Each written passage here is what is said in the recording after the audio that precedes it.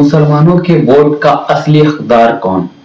जी हाँ दोस्तों, ये सवाल बहुत ही लाजमी सवाल है इस समय की सियासत को देखते हुए और हिंदुस्तान के मुसलमानों की जो ऐसी जो ऐसी मुसीबत आई पड़ी है, इसकी वजह से ये सवाल बहुत लाजमी हो जाता है कि सियासत आगे कैसे चलेगी और फ्यूचर में सियासत का क्या पैटर्न रहेगा।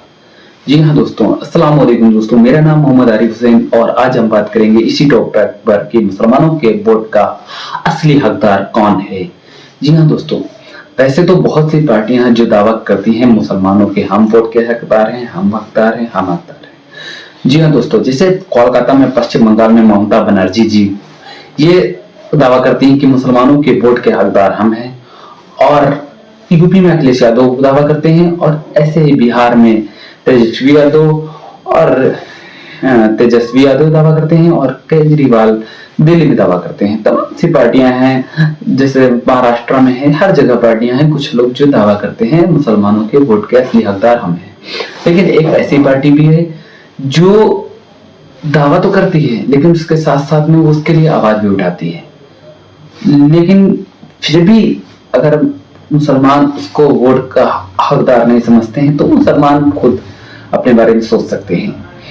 जैसे कि मुसलमानों, हकदार जो एक शब्द होता है, हकदार का मतलब होता है अगर किसी ने तुम्हारे लिए कुछ भी किया है तो उसका हक बनता है कि तुम भी उसके लिए कुछ करो।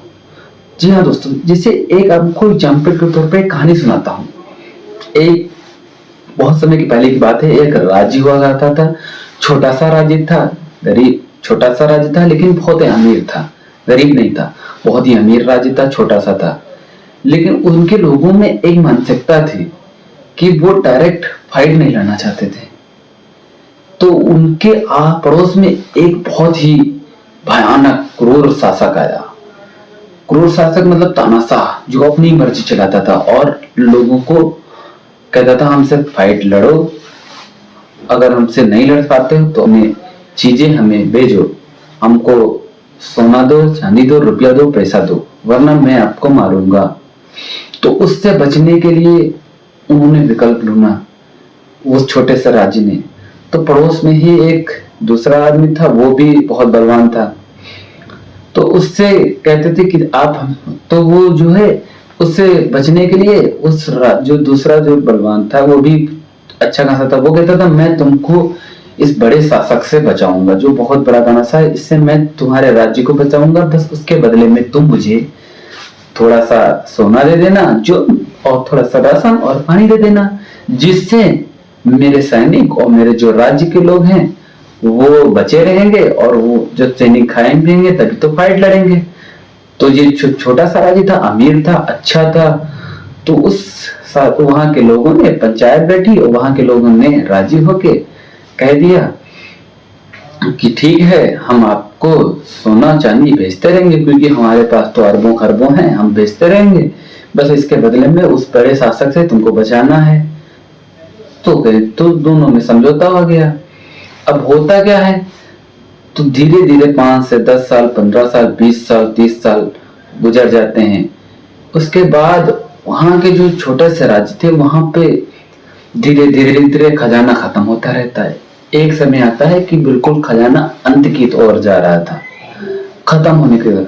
तो वहां के कुछ नौजवान लड़कों ने कहा कि ऐसा है कि पंचायत से बात की कि ऐसा है कि हम चाहते हैं कि अब जो है वहां जो दूसरे राज्य को जो हम सोना चांदी बेचते थे उनको देना बंद करें, वरना हम धीरे धीरे तो खत्म हो जाएंगे, हमारे पास जब बचेगा नहीं तो भुखमरी हो जाएगी हमें। तो उस बड़े जो क्रूर तानाशाह था उससे बचने के बजाय हम तो खुद बेमौत मर जाएंगे। तो उससे तो बाद में बचेंगे, पहले तो हम भूख से मर जाएंगे। लेकिन जो पुराने लोग थे उन्होंने मना कर दिया कि ऐसे कैसे हो सकता है, फिर हम तो डायरेक्ट वो हमला कर देगा, हम खत्म हो जाएंगे। तो इसका रिजल्ट क्या निकले? तो नौजवान लोगों ने कहा इसका सीधा उपाय है कि हम खुद मजबूती से आस पड़ोस के छोटे राज्यों से मिलके उससे डायरेक्ट खुद फाइट लड़ें, जिससे या तो हम बचेंगे, और जब उनसे लड़ेंगे तो वो उनके अंदर भी कुछ डर आएगा, जब उनके अंदर डर आएगा तो वो भी चाहेंगे कि हमसे वो भी, जब उनके लोग भी खत्म होंगे तो डर आएगा, तो वो समझौता डायरेक्ट हमसे खुद कर लेंगे। जब समझौता करेंगे तो कुछ ना कुछ रिजल्ट तो निकलेगा ही। ऐसे हम कब तक चले जाएंगे, देते चले जाएंगे, 30 साल हम मर जाएंगे, हमारे बच्चों का क्या होगा। जब बच्चों का उन्होंने सोचा तो वो सोचने लगे यार कुछ तो करना पड़ेगा। लेकिन जो पंचायत के बुजुर्ग लोग थे जिनके अंडर में सोना चांदी था, वो मानने को तैयार नहीं हो रहे थे। कह रहे थे हमारे बाप दादा जब करते आ रहे हैं, किसी न किसी का सपोर्ट लेते हैं तो हम भी लेते रहेंगे। तो वो लड़ने की जो उनके अंदर की जो कैपेसिटी थी वो खत्म हो चुकी थी। असल मायने में बात ये थी, वो लड़ने नहीं चाहते थे, वो अंदर से बुजदिल बन गए थे। धीरे फिर नौजवान ने कोशिश की, लेकिन उनको उनके बाप दादा ने दबा के कहा बैठो चुप पे, जो मिल रहा वो खाओ, काहे हम अकेले लड़े जाके, हम क्यों लड़े के। सबके घर घर में जाके अपने अपने लड़कों को साथ बैठा दिया। उसके 5 से 10 साल बाद ऐसा आया कि बिल्कुल भूखमरी हो गए, न खाने को खाना, सोना चांदी तो दूर की बात। अब जब वो जो बचाने वाला था वो कह रहा था मुझे दोगे तभी तो बचाएंगे, जब तुम्हारे पास है नहीं तो वो क्या बचाएगा तुम्हें। वो तो तुम्हारी शर्तों पे तुम्हें बचा रहा था ना, कि तुम हमें कुछ दोगे तभी हम बचाएंगे, वरना थोड़ी बचाएंगे। अब जब तुम्हारे पास कुछ बचा नहीं तो तुम उसको क्या दोगे। तो जब तुम्हारे पास कुछ है ही नहीं तो तुम फाइट तो बिल्कुल नहीं लड़ पाओगे सामने वाले से, क्योंकि उसके पास तो बहुत बहुत पहले से है। लास्ट में जब अंत में आए तो कुछ लोग इसके गुलाम बन गए, कुछ उनके गुलाम बन गए, बड़े तानाशाह के, उनके वहां काम करने लगे, गुलामी करे, पत्थर तोड़े, उसी से गुजारा हुआ, उनका खुद का राज्य खत्म हो गया। इससे तुम्हें क्या सीख मिली?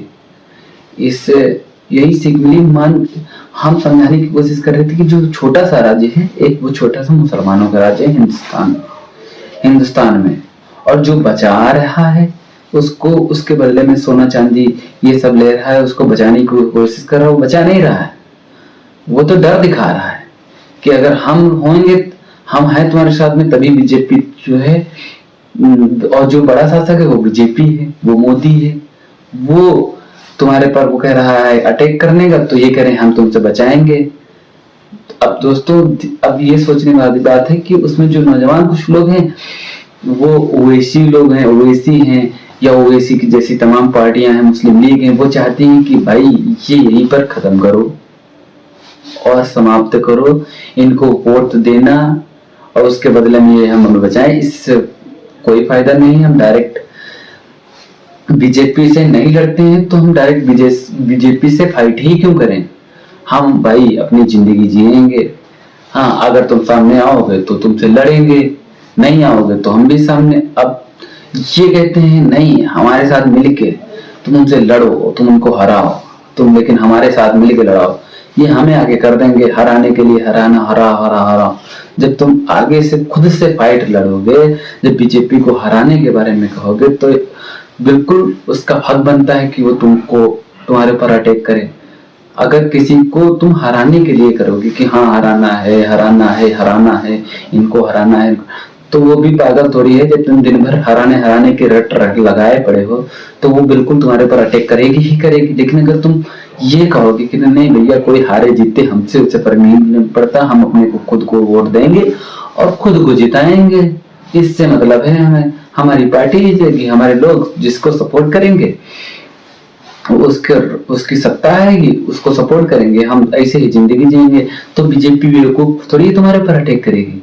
लेकिन तुम जो पीछे उनके पड़े, हराना है, इसी वजह से बीजेपी बार बार तुम्हारे पर अटैक कर रही है। दोस्तों, मेरे समझाने का मकसद सिर्फ इतना था कि दोस्तों, जिसका हक है उसी को वोट दो, और बिना हक के वोट दोगे तो गलत रास्ते पर जाओगे, और फिर जब गलत रास्ते पर जाओगे तो बिल्कुल है तुम्हारे ऊपर जो है जालिम मुसल्लत हो किए जाएंगे, और तुम्हारा कोई बिल्कुल जैसे उस राज्य का हुआ वैसे तुम्हारा अंत होगा।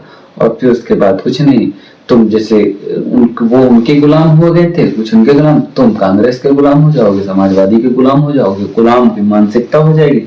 राजा बनने के बारे में तो सोचने की दूर की बात है, तुम खुद का एक सिपाही बनने के बारे में नहीं सोच पाओगे, गुलाम से ऊपर उठ ही नहीं पाओगे। दोस्तों, मेरा समझाने का मतलब यही था। अगर इस प्रकार की बातें मेरे चैनल को अगर अच्छी लग रही है तो मेरे चैनल को सब्सक्राइब करें और शेयर करें और लाइक करें।